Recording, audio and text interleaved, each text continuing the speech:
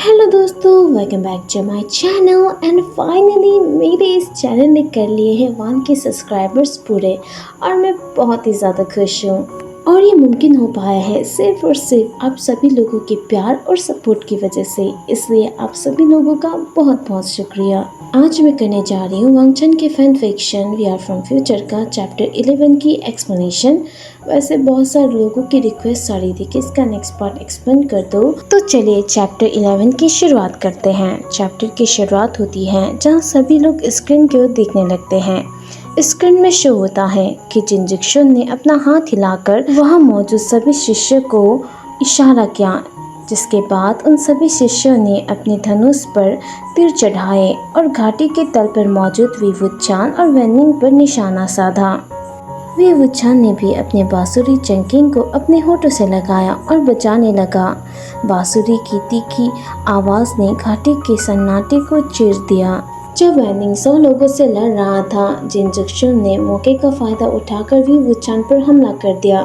ये देखकर कि विवुचान के पास तलवार नहीं थी, बस एक बेकार सी बांसुरी थी, जिनजिक्शन हंसा और विवुचान से कहने लगा, यही कीमत चुकानी पड़ेगी तुम्हें अपने अहंकार के लिए।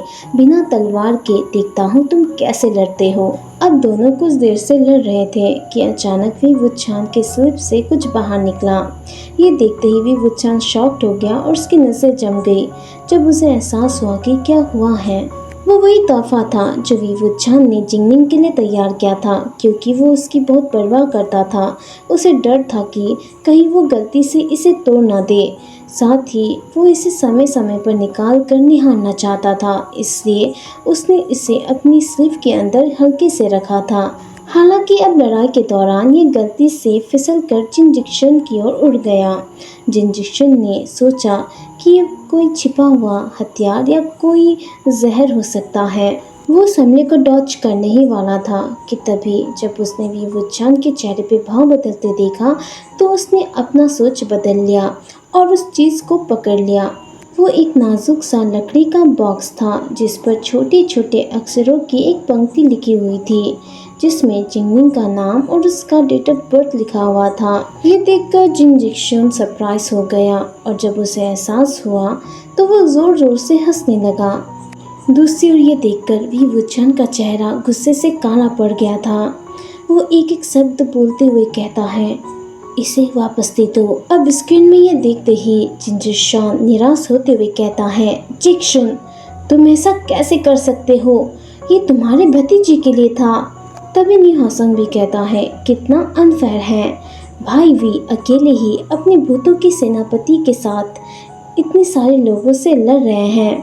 कुल प्रमुख याओ कहते हैं, वो सिर्फ विवुचान को मारना चाहता है। ये कहते ही तुरंत उन्हें डर महसूस हुआ, क्योंकि वांगजी और जियांगजंग दोनों ने ही उन्हें घूरना शुरू कर दिया। अब जिनजिक्शन को भी ये नहीं पता था कि वो खुद का समर्थन कैसे करेगा, इसलिए उसने मदद के लिए जिन ग्योंग्यो की ओर देखा, लेकिन जिन ग्योंग्यो ने ऐसा प्रिटेंड किया कि उसने उसे नहीं देखा है, क्योंकि वो जिनजिक्शन के लिए अपना अच्छा बिहेवियर नहीं खोना चाहता था।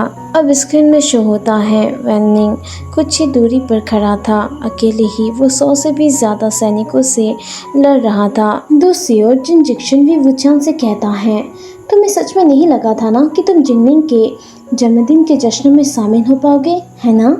तभी एक सफ़ेद कपड़े वाला व्यक्ति घाटी में हल्के से कूदा और विवुचान और जिनजिक्शन के बीच में आ गया। ये देखकर वो दोनों ही चौंक गए। वो और कोई नहीं जिनजिक्शन होता है। जिनजिक्शन को देखते ही जिनजिक्शन उससे पूछता है, जिश्वान तुम यहाँ क्यों आए हो? जिनजिक्शन अपने हाथों में तलवार को लिए जिनजिक्शन से कहता है, तुम्हें क्या लगता है कि मैं यहाँ क्यों आया हूँ? जिनजिक्शन पूछता है, जिन ग्योंग्यो कहाँ है?